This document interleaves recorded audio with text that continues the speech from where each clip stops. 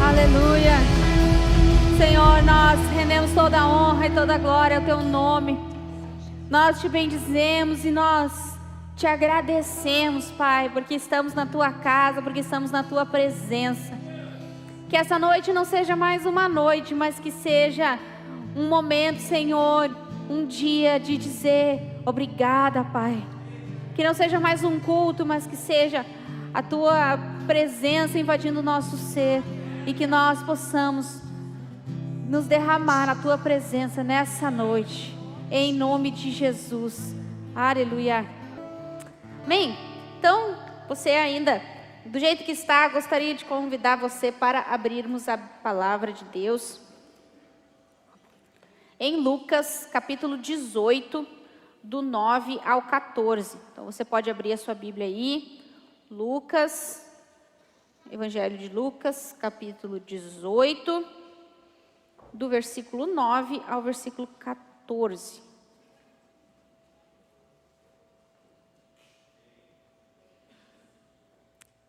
Amém? Lá diz assim: propôs também esta parábola a alguns que confiavam em si mesmos, por se considerarem justos, e desprezavam os outros. 2 homens subiram ao templo com o propósito de orar, um fariseu e o outro publicano. O fariseu, posto em pé, orava de si para si mesmo, desta forma: ó Deus, graças te dou, porque não sou como os demais homens, roubadores, injustos e adúlteros, nem ainda como este publicano. Jejuo 2 vezes por semana e dou o dízimo de tudo quanto ganho. O publicano, estando em pé, longe, não ousava nem ainda levantar os olhos ao céu, mas batia no peito, dizendo: ó Deus, sê propício a mim, pecador. Digo-vos que este desceu justificado para a sua casa, e não aquele, porque todo o que se exalta será humilhado, e o que se humilha será exaltado. Você pode se sentar. Acredito que a maioria de nós conheça essa história ou já ouviu alguma vez. Jesus aqui, ele está dando uma ilustração, né? Uma parábola é uma ilustração, uma história. Eu digo que eu conto muitas parábolas, né?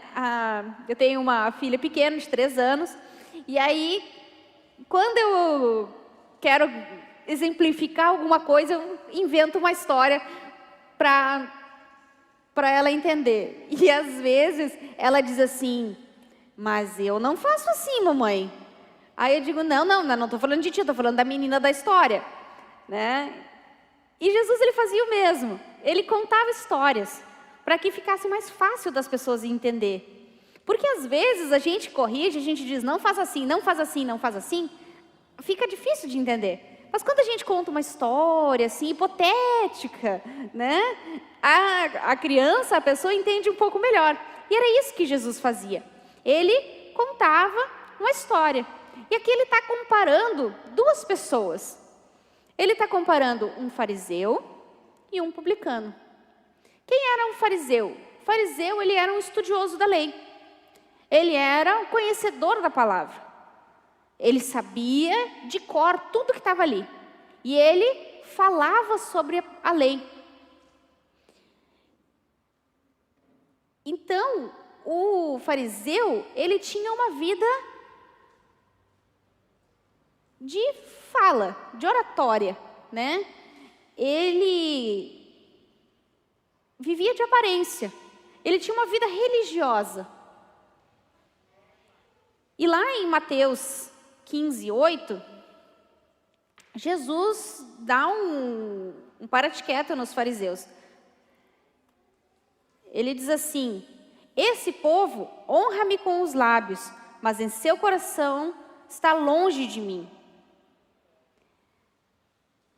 Né? O versículo 9 diz: e em vão me adoram, ensinando doutrinas que são preceitos de homens.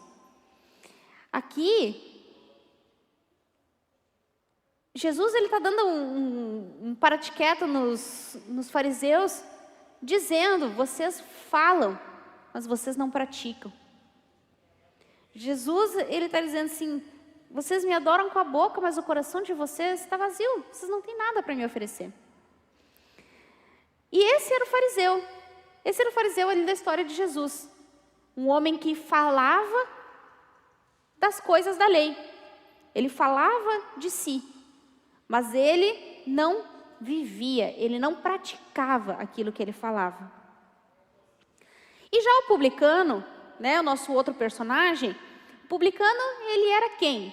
Ele era um trabalhador, né? Só que ele era um trabalhador que as pessoas não gostavam dele, porque ele recolhia os impostos. E eram tidos como ladrões, pessoas que extorquiam dinheiro da população. Eles eram do próprio povo, mas trabalhavam para o Império Romano. Então eles tinham uma taxa para cobrar, né?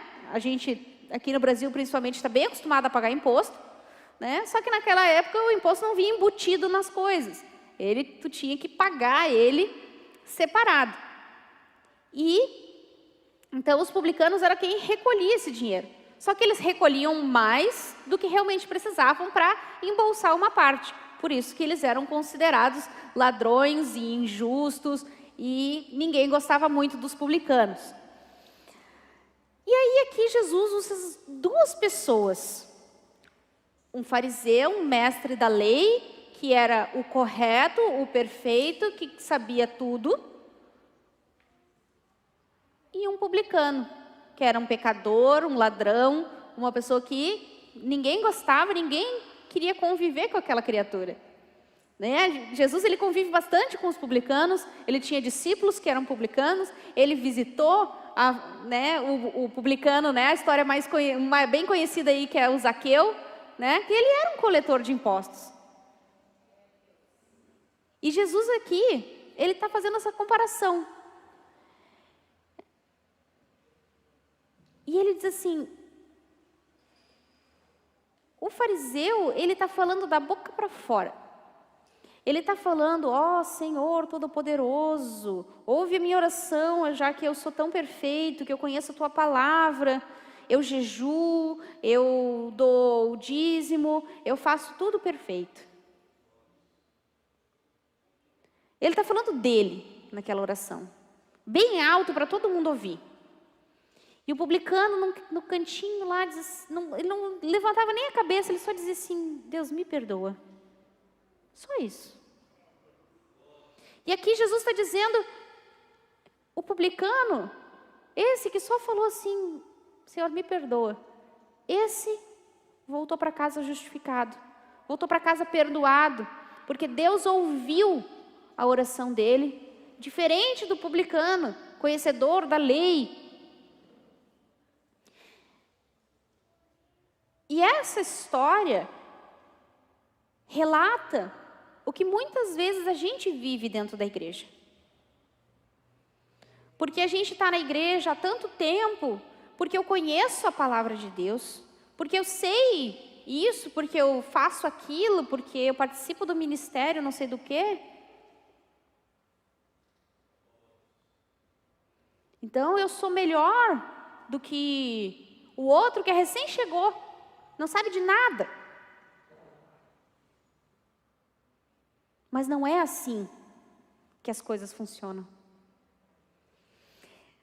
Eu ganhei uma oportunidade nos últimos meses e que eu estou adorando. Né? O pastor Mário sempre no final do culto ele diz assim: se você aceitou Jesus pela primeira vez, você fala com a Samuele ali no final. E aí eu converso com a pessoa um pouquinho e passo um estudinho com ela ali. São 4 semanas que a pessoa tem que me aturar, né? Que nós vamos conversar sobre o início da caminhada de fé. E eu estou adorando, porque é muito legal tu conviver com um novo convertido. Né? Eu estou na igreja desde que sempre, né? Quando eu nasci, o pai e a mãe já eram pastores, então... E eu convivo, então, com as pessoas que estão há muito tempo dentro da igreja, que conversam o mesmo assunto que eu. E aí, de repente, estou conversando praticamente só com o novo convertido. E está sendo maravilhoso. Porque eles têm fome, eles têm sede, eles têm vontade de entender. Tá, mas e olha só, quem é o Espírito Santo? Essa é a pergunta que eu mais escuto. Quem é o Espírito Santo? Um outro dia eu vou falar sobre isso. Mas como é que funciona isso? Como é que funciona aquilo? Eles têm perguntas. E para a gente que está há tanto tempo dentro da igreja, é bom ouvir essas perguntas, porque faz a gente pensar também. E isso tem feito tão bem para mim. Porque eu consigo... É verdade. Às vezes a gente esquece que quando a gente aceitou Jesus, a gente também tinha as mesmas perguntas. Mas agora que eu já estou há tanto tempo dentro da igreja, eu jejuo, eu oro, eu sou maravilhoso, eu sou perfeito, eu sei todas as coisas. E a gente acaba deixando de lado o próprio Deus. A gente vive um relacionamento de ir no culto, de ouvir a palavra, de cantar um louvor, de isso, de aquilo, daquilo outro, mas a gente não vive um relacionamento íntimo com Deus. Onde a gente tem fome, a gente tem sede de dizer assim, uau! Deus está falando comigo? Porque a gente vem no culto, a gente senta, a gente levanta, bate palma, levanta a mão. E é isso. Mas Deus, Ele quer ter um relacionamento profundo com a gente. Ele não quer que a gente seja só frequentador de igreja. É fácil ser frequentador de igreja. É fácil ter uma vida de aparência. O pastor Mário e a pastora Cândida sempre ensinaram, né, nós, os filhos, a não viver de aparência. Eles diziam, vocês precisam ser e aparentar ser. Mas não adianta só aparentar e não ser. Vocês precisam as duas coisas. Não adianta só ser e não parecer ser. E não adianta só aparecer e não ser. A palavra que vocês falam é 10%. Porque as pessoas ouvem mais o que vocês fazem do que vocês falam.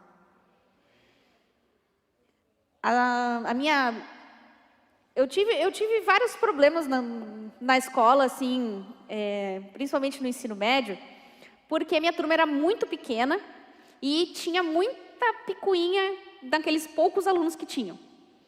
Né? Gostavam de se estranhar. E eu era sempre o meio de campo. Né? Não foi à toa que eu fiz relações públicas, sou formada em relações públicas, né? Porque eu sempre fui o meio de campo do pessoal. E eles adoravam debater vários assuntos, né? E quando entrava no assunto da religião, aí eu era todos contra Samuel, né? E aí num dia, num almoço, eles tentando argumentar comigo algumas coisas, uma colega que frequentava a igreja adventista, ela era uma frequentadora de igreja, né? E aí ela se botou em minha defesa, dizendo, não, isso que a Samuel tá falando tá certo, porque diz na Bíblia assim, assim, assim. E os outros olharam para ela e disseram, fica quieta que tu não pode falar nada. Porque nada disso aí que tu tá falando, tu faz. Então tu fica quieta, deixa a Samuel falar. E daí deu aquele momento de silêncio, aquele clima tenso, né? Porque é muito fácil a gente falar. Ah, porque eu leio a Bíblia, porque eu conheço, né? Mas a gente não vive, a gente não pratica. Né? Eu tenho um sério problema de memória, quem me conhece sabe disso, né? E aí as pessoas me perguntam alguma coisa, eu digo, olha, na Bíblia, em algum lugar, diz tal coisa. Peraí que eu vou pesquisar. Hoje a gente tem a facilidade da internet, pega o celular ali, pesquisa, acha o endereço do versículo, né? Mas antes disso eu tinha um sério problema, porque as pessoas me dizem, mas aonde que está escrito? Eu digo, não sei, eu vou ter que pesquisar e depois eu te digo. Porque eu sei o conteúdo do versículo, mas não sei o endereço. Eu tenho esse sério problema com o endereço dos textos. Mas eu sei o que está escrito. Sei o significado do que está escrito. Porque não adianta nada eu saber o endereço, eu saber o que está escrito, todas as palavras direitinho ali, se eu não souber o significado daquilo. Se eu não souber o que aquilo realmente está querendo me dizer. É fácil eu recitar um versículo, mas é difícil eu viver o que está ali. Viver a palavra de Deus. A Bíblia, né, tem gente que diz assim, tu acredita num livro escrito há sei lá quanto tempo? Sim. Porque nada do que está escrito aqui é prejudicial para alguém. Se eu seguir o que está aqui, eu não vou prejudicar ninguém. Porque o ensinamento de Jesus, amarás o teu Deus sobre todas as coisas e amarás o teu próximo como a ti mesmo. Esse é o ensinamento básico de Jesus. Então, se a gente seguir isso, mas o problema é a gente só falar, só saber, amarás o Senhor teu Deus sobre todas as coisas, de toda a tua alma, de todo o teu entendimento, amarás o teu próximo como a ti mesmo, mas aí entra um idoso no ônibus, finge que está dormindo. É engraçado, né? Eu lembro quando eu estava grávida da Louise, as pessoas se faziam de louca, né? As pessoas se faziam de louca quando eu estava grávida. E aí os idosos me davam lugar, né? Porque eu já estava com uma barriga bem grande no finalzinho. E aí os idosos me davam lugar. Até que chegou um dia que eu disse, não dá mais para ir de ônibus, porque assim, não tem condições. Né? Eu pegava o Anchieta no final da tarde, pegava numa das últimas paradas, o ônibus já estava lotado. Eu disse, não dá mais. Aí o Jean e a mãe se revezavam, um levava, o outro buscava, para facilitar um pouquinho. Mas a gente fala, amarás o teu próximo como a ti mesmo, mas na hora de praticar a gente não pratica. Na hora de, pessoal, tem uma campanha para trazer roupa, a gente traz lá o resto, o caco velho que não serve nem para pano de chão a gente traz. Eu estava conversando com a Tati essa semana, eu cheguei a ficar assim, com vergonha das coisas que a Tati me falou. Ela disse, Samu, tu não tem noção que a gente recebeu de doação.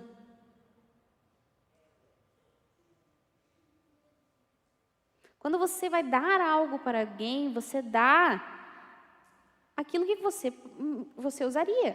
Para mim já não serve mais, porque eu engordei, porque eu emagreci, porque isso, porque aquilo, bom, enfim. Mas você não vai dar o resto. Eu tenho um problema com essa palavra resto.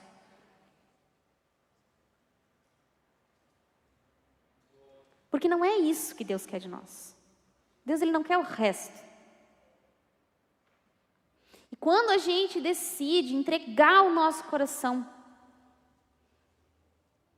nós estamos dando tudo. Nós não estamos dando o resto.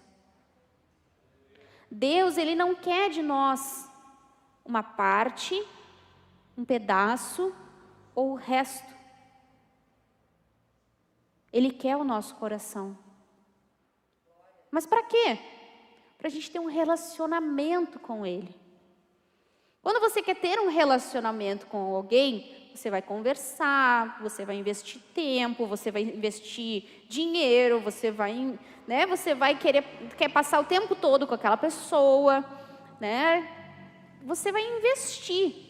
O melhor que você tem, você vai dar para aquela pessoa. E aí você vai manter um relacionamento, uma conversa, né, e tal, aquela coisa. Mas se você parar de investir tempo, parar de investir conversa, aquele relacionamento vai se perder. E com Deus é exatamente assim. Se a gente não investir no nosso relacionamento com Deus, como é que nós vamos querer desfrutar das coisas que Deus tem para nós? É muito fácil a gente ser frequentador de igreja, né? Crente 6 horas, né? 6 horas por mim, 6 horas por mim, 6 horas por mim. É fácil ser assim. É fácil a gente chegar na Josi, bota meu nome lá na lista do pedido de oração. É fácil a gente chegar no final do culto, pastor, ora comigo. É fácil. Não é que a gente não precise às vezes. Claro, às vezes a gente realmente precisa. Mas a gente também precisa, se colocar na presença de Deus e dizer assim, Deus, ouve a minha oração. Aqui na nossa história, o publicano, ele nem se achava digno de olhar para o céu e dizer assim, Deus, ouve a minha oração. Ele só conseguia dizer assim, Deus, sê propício a mim, pecador. Deus, ele só conseguiu dizer assim, Deus, olha para mim. Só isso. E muitas vezes a gente está nesse ponto. A gente nem sabe o que dizer para Deus, a gente só sabe dizer assim, Deus, olha para mim. Tira esse sentimento do meu coração. A gente só consegue dizer isso. Às vezes é tudo que a gente tem para dizer assim, ai Deus. Mas Deus, Ele conhece o nosso coração. Se a gente se deixa ter um relacionamento com Ele. Nenhum relacionamento na vida você vai manter se você não gastar tempo. Se você não conversar. Se você não passar um tempo junto. Nenhum relacionamento vai dar certo assim. Pode ser com filho, pode ser com marido, namorado, ninguém. Pai e mãe, nada. E por que com Deus ia ser diferente? E aí a gente acha que se eu vim na igreja domingo, tá tudo certo. Se eu for na célula na quarta, quinta-feira, tá tudo certo. Que eu não preciso fazer mais nada além disso. E aí a gente se revolta com Deus, porque Deus não atendeu a minha oração.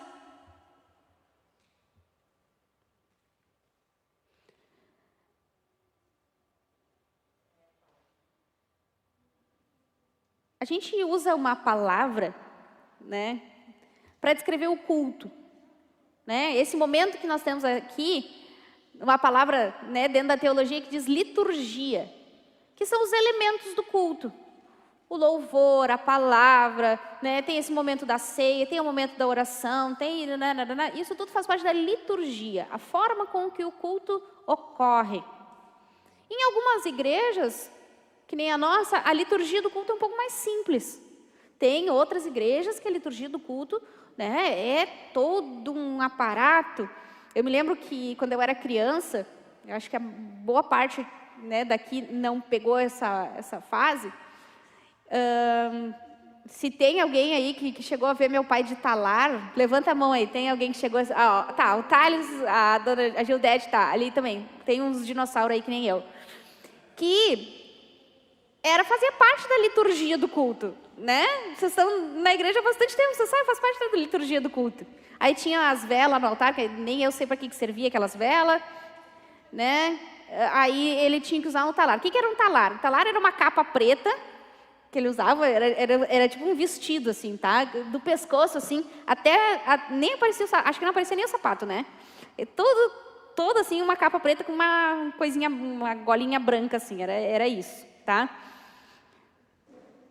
Depois virou, a avó costurou e transformou aquilo numa peça de roupa de teatro.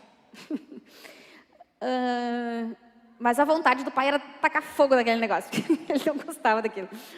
Mas fazia parte da liturgia do culto usar aquela roupa. Pastor não era o pastor se ele não tivesse com aquela roupa. Entendeu? Tirou a roupa, ele era um cidadão comum como qualquer outro. Né? Então fazia parte, é o pastor porque está com aquela roupa. E tinha toda uma coisa a liturgia do culto. E agora não, a gente tem uma coisa mais simples, né? E faz parte da religião isso tudo. Mas não pode ser só isso a nossa vida. O pai conta uma história de que quando ele estava estagiando, o pastor, que era o supervisor dele lá, tirou o talar, pendurou atrás da porta e disse: aqui fica o pastor, agora eu sou eu e posso fazer o que eu quiser. E ele disse: não, isso eu não quero para mim. E a nossa igreja, ela é diferente por causa disso. Porque nós queremos que cada um não venha no culto ser um frequentador de igreja, mas que tenha um relacionamento íntimo com Deus. É muito fácil a gente dizer para você assim: você precisa fazer isso, você precisa fazer aquilo, mas se eu não fizer, eu não tenho autoridade para dizer. Se eu não fizer, eu não posso estar aqui em cima pregando. Quando nós marcamos um encontro com Jesus, Jesus, esse aqui é meu horário de orar, a gente tem que honrar aquele horário. Eu fico muito furiosa se alguém me chama para fazer alguma coisa naquele horário. Eu digo: nesse horário não posso, tenho um compromisso, não dá. Porque a gente precisa ter esse relacionamento diário com Deus. E aí, quando a gente tem esse relacionamento diário com Deus, a gente deixa de lado o religioso, o sabichão, aquele que conhece toda a liturgia do culto, que conhece toda a Bíblia de cor, e passa a ser um filho de Deus, amado, obediente, amável com os outros, que cumpre os mandamentos. Amarás o Senhor teu Deus sobre todas as coisas, de toda a tua alma, de todo o teu entendimento, e amarás o teu próximo como a ti mesmo. A gente passa a praticar isso. O religioso é aquele que entrega o resto para Deus. E o verdadeiro cristão é aquele que diz: eu vou dar o meu melhor.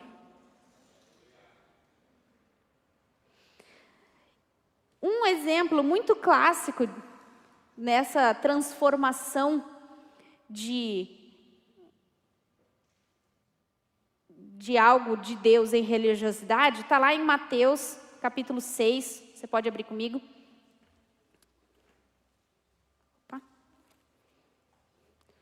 Mateus 6, do 7 ao 13.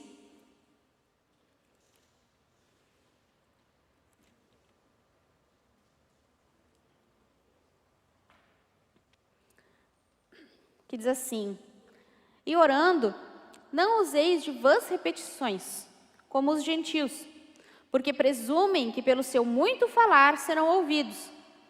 Não vos assemelhais, pois, a eles, porque Deus, o vosso Pai, sabe o que tendes necessidades, antes que lhe peçais.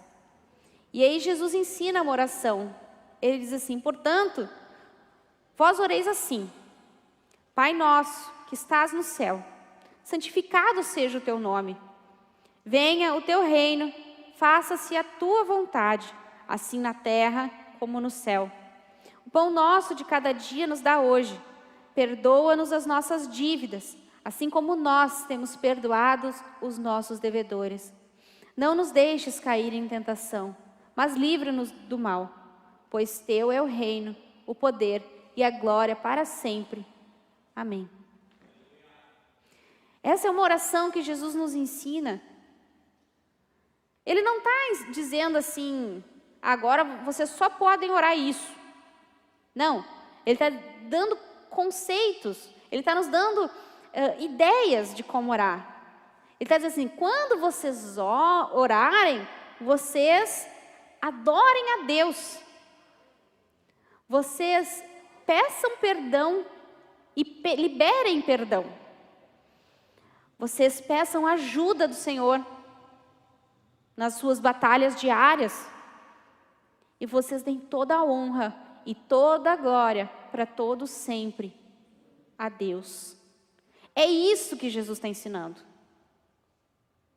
Mas o que a gente fez? A gente, ser humano, fez. A gente transformou isso aqui em algo falado, numa repetição, uma reza. E isso aqui se tornou mais um item de religiosidade, em que a gente sabe de cor, repete, repete, repete, repete. Mas a gente está fazendo justamente o que Jesus disse para a gente combater lá no versículo 7. E orando, não useis de vãs repetições. Jesus justamente está dizendo assim. E aí no versículo 9 ele diz, portanto vós oreis assim. Ou seja, oreis com o coração, sendo gratos a Deus, dando toda a honra e toda a glória a Deus, pedindo ajuda a Deus. É isso que vocês têm que orar. Mas a gente transformou aquilo numa vã repetição, que a gente fala sem saber o significado. Quando a gente é frequentador de igreja, a gente fala as coisas, mas a gente não vive. A gente fala, mas a gente não entende o significado daquilo. A gente só fala, mas a gente não vive. Porque é fácil tu aparentar ser. É fácil tu viver uma vida de aparência. Tu te olha no espelho e diz assim, não, essa roupa tá boa. Tá combinando. Meu cabelo tá arrumado. Eu tô com uma maquiagem bem feita. Mas por dentro a gente não tem nada. Não tem um conteúdo para passar. A gente vai conversar com as pessoas e a gente não tem nada para dizer. Tá frio, né? E só isso.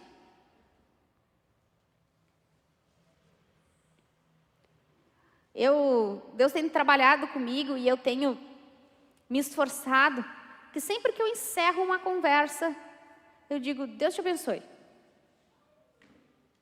Mas não por falar, mas por realmente desejar que Deus abençoe o dia daquela pessoa.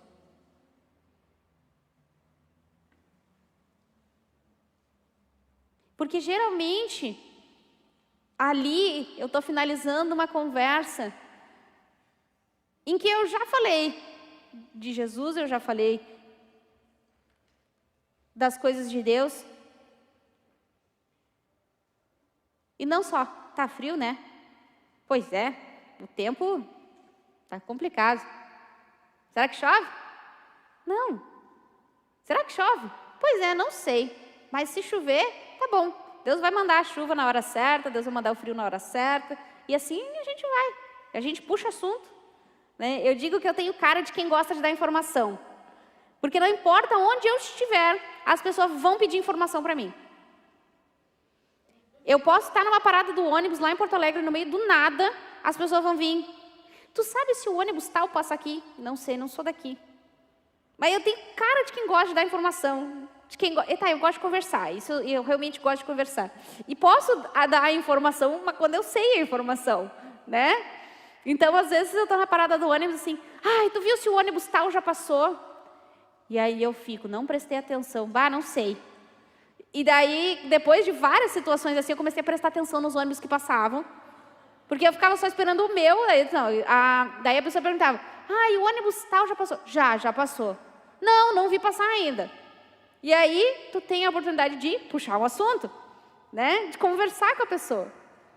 Porque se tu anda sempre com a cara fechada, ninguém vai vir conversar contigo. Porque assim, aquela ali não tem nada para me oferecer.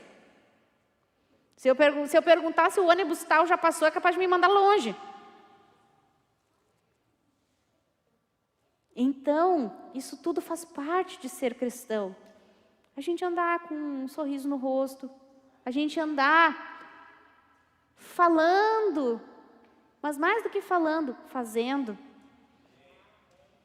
Porque Deus Ele olha o nosso coração. E Ele quer o nosso coração. Ele quer um relacionamento íntimo com a gente. Lá em Marcos, capítulo 7, você pode abrir comigo? Marcos, capítulo 7, do 6 ao 9. Jesus fala umas coisas muito interessantes. Marcos 7, do 6 ao 9. Respondeu-lhes: bem profetizou Isaías a respeito de vós, hipócritas. Como está escrito, esse povo honra-me com os lábios, mas o seu coração está longe de mim. Em vão me adoram, ensinando doutrinas que são preceitos de homens, negligenciando o mandamento de Deus. Guardais as tradições dos homens.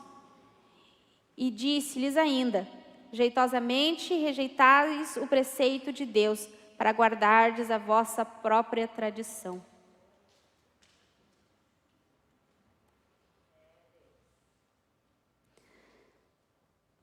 Jesus está falando direto com os fariseus e direto com a gente. Nós, como seres humanos, nós temos a tendência de encaixotar, né? Botar assim, não, esse é o padrão. E se fugir do meu padrão, eu não aceito. Mas Deus, Ele não é padrão. Deus não tem padrão. Quando a gente acha que encontrou o padrão, Deus mostra que Ele não é padrão. Porque se Deus fosse padrão, a gente conseguiria domesticar Deus. E a gente ia conseguir fazer com que Deus só fizesse as nossas vontades e Deus está resolvido. Deus, Ele nos mostra que Ele não é padrão. Para que a gente não enquadre Ele dentro da nossa própria religião. E para que a gente pare de seguir as tradições e liturgias humanas e passe a viver pelo Espírito de Deus.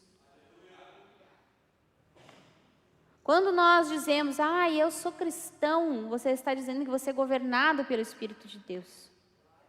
E se você não é governado pelo Espírito de Deus, você é simplesmente um frequentador de igreja. Eu vou na igreja. Bom, então talvez essa é a expressão melhor. Eu vou na igreja. Mas quando você tem um verdadeiro encontro com Jesus, isso tudo muda. E você passa a entender que viver a palavra de Deus é mais do que falar a palavra de Deus. E sim, entender. Eu primeiro entendo, primeiro eu pratico e depois eu falo. Para que chegue um momento em que as pessoas olhem para ti e digam: tu tem uma coisa de diferente.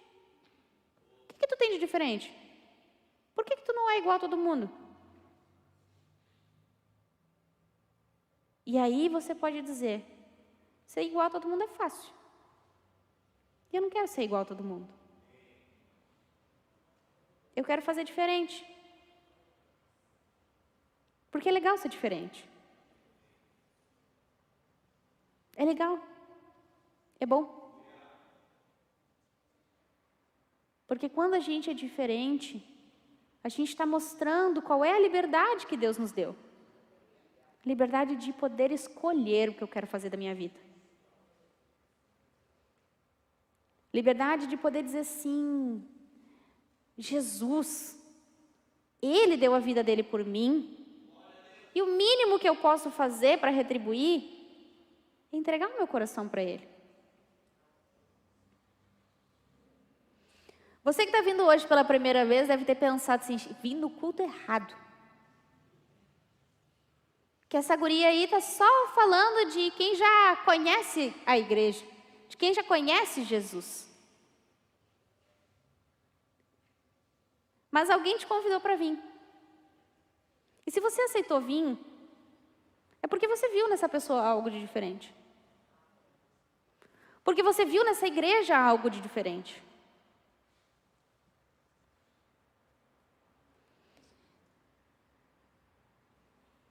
E esse diferente é Jesus. É o Espírito Santo de Deus. Que diz: eu quero ter um relacionamento contigo. Eu quero mudar a tua vida. Eu quero mudar a tua história. Mas para isso, você não pode ser só um frequentador de igreja. Eu vou lá numa igreja. Eu vou numa igreja bem bonita.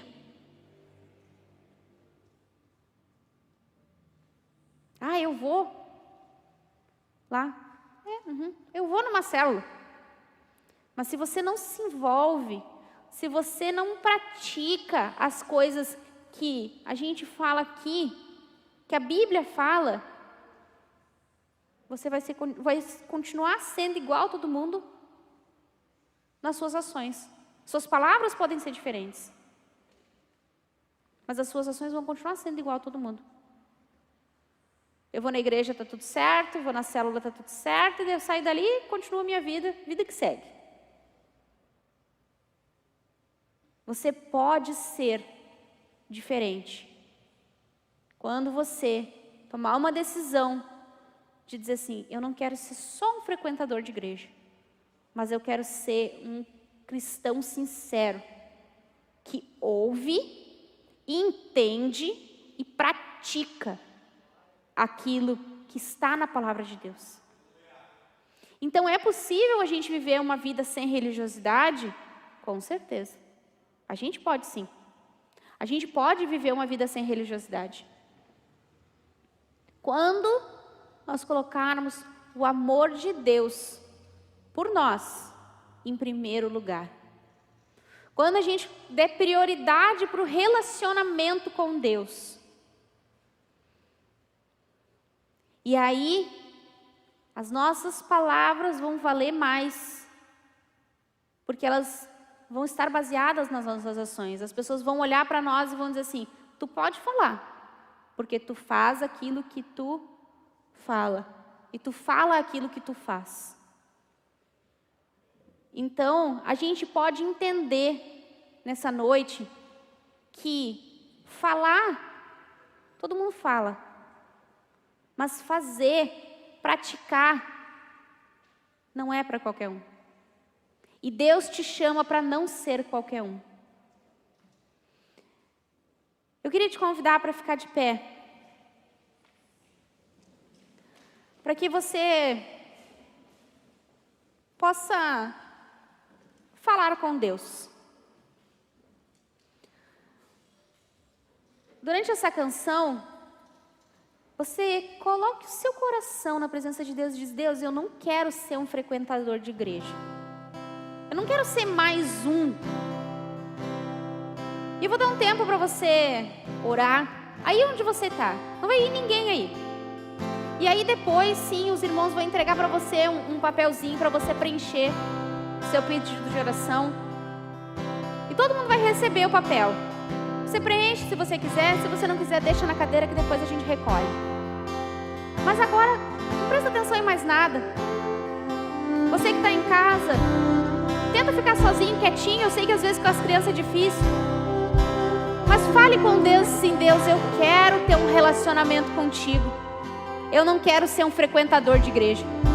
Eu quero praticar aquilo que eu falo. E eu quero viver uma vida diferente do que eu venho vivendo até hoje. Senhor, nessa noite, nós estamos na Tua casa, na Tua presença, Pai. Nos esvaziando de nós mesmos. Nos esvaziando, Senhor, da religiosidade que nos empurra, Senhor, a fazer só o básico. De fazer o mesmo. De ser alguém que só fala e não pratica e não faz. Pai, nessa noite nós queremos sair daqui diferentes do que nós chegamos. Nós não queremos ser pessoas que cumprem uma liturgia, mas pessoas que entendem a Tua palavra, que entendem o Teu amor e que levam a Tua graça por onde elas forem. Que nós possamos ser menos críticos, Senhor, e mais abertos para receber a Tua palavra. Que o Senhor fale com a gente no nosso dia a dia. Que nós possamos nos entregar por completo a Ti, Pai. É isso que nós queremos nessa noite. Pai, eu te peço por cada um de nós que está aqui, que nós possamos entender com o nosso coração que nós precisamos nos esvaziar de nós mesmos, que nós precisamos deixar de lado aquilo que nós somos e aquilo que nós pensamos que somos, e que nós possamos, Pai, ser aquilo que Tu és, que nós possamos colocar sempre o outro na prioridade, não a gente mesmo, que nós possamos Te pedir perdão quando nós erramos, e que nós possamos dar glórias a Ti, ao Teu nome, com as nossas vidas, em todas as nossas palavras, em todos os nossos gestos. Tu sejas a prioridade nas nossas vidas. É isso que eu Te peço nessa noite. Te peço também, Pai, que Tu nos abençoe durante essa semana, para que a gente possa Te ver em todos os detalhes. Não nos deixa, Senhor, escapar a Tua presença. Nos abençoa, Senhor, nos leva em paz, em nome de Jesus. Aleluia, amém e amém. Nós encerramos esse culto com essa canção, e que você possa sair daqui sabendo que o Senhor tem mais para ti, se você entregar o seu coração e buscar Ele. Amém? Uma semana abençoada.